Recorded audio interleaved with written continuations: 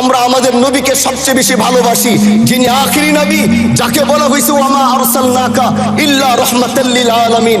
আমরা বারবার দেখছি কিছুদিন পর পর কারা যেন কিভাবে এসে আল্লাহ নবীর শানে কটূক্তি করে, নবীকে নিয়ে অশ্লীল ভাষায় গালিগালাজ করে। এই দেশের মানুষ নামাজ না পড়লেও যদি কেউ নবীকে কটূক্তি করে তার কলিজা ছিঁড়ে যায়, সে রাজপথে নেমে যায়।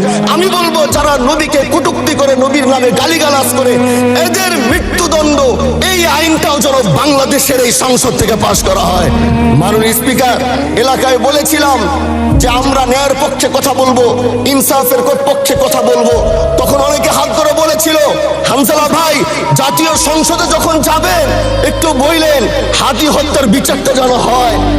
ন্যায়ের পক্ষে কথা বলেছিল, ইনসাফের আওয়াজ দিয়েছিল। আমাদের মতোই যুবক মাননীয় স্পিকার, তিনি এই যে স্বপ্ন বলেছিল এক সুন্দর বাংলাদেশ করবার, রাস্তার ভিতরে সেই স্বপ্ন থামিয়ে দেওয়া হয়েছে। এই বিচার যদি না হয় তাহলে আমাদের মতো আন্দোলনের নিরাপত্তাও রাস্তায় কেউ দিতে পারবে না মাননীয় স্পিকার।